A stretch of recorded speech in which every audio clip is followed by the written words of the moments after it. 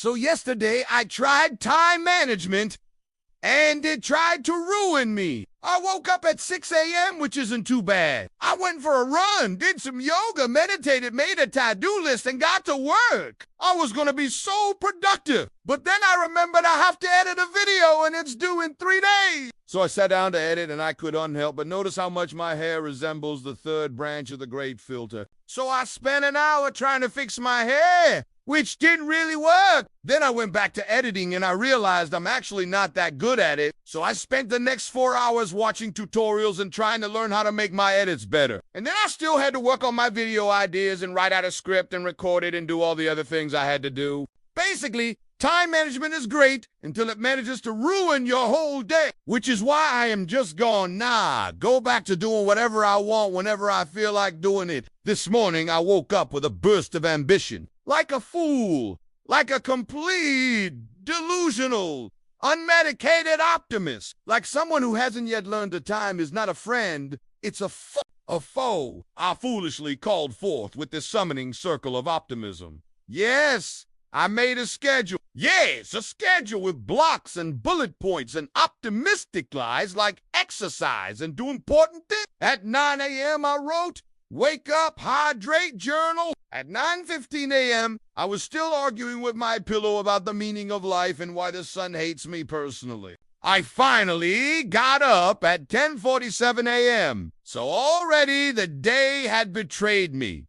At 10:50 a.m., I opened my planner to adjust the schedule. At 10:51 a.m., I closed the planner and screamed into a mug of cold coffee. Next on the list, tidy up.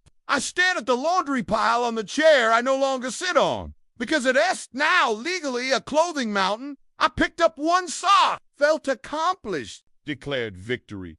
Rewarded myself with a sit-down. For 2 hours during that time, I fell into a Wikipedia hole about how eels reproduce at 1 p.m. deep work time. What actually happened? Scrolled through 6 apps, deleted 2.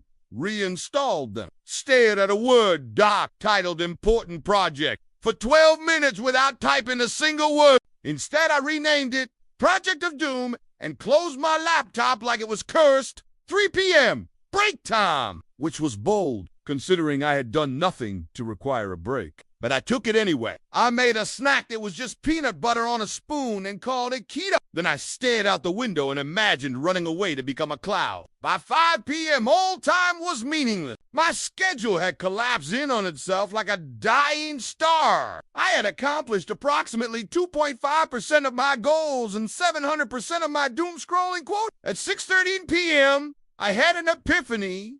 Time doesn't want to be managed. It wants to dominate, to humiliate, to laugh at you from behind your planner while wearing a hoodie and holding a flaming to-do list. So I lit a candle for my productivity, whispered Rip, and decided to move all my unfinished tasks to tomorrow's list, where they belong, forever, in exile. Maybe I'm a failure. Maybe I've failed every single time I've ever tried to do something that requires time. Maybe I will never get anything done. Maybe I'm doomed to fail at everything. But the only thing that can stop time is a hug. And today I hugged 8 people. 8 beautiful, generous souls who didn't even ask for a hug. They didn't even know what they were getting. I gave them hugs anyway. And for a few glorious seconds, time stopped. Just time. And I stood there together in the silence of our hug. And I felt the love we shared, me and time. And I thought maybe, just maybe, time isn't my enemy. Maybe time is my friend. Okay, goodbye.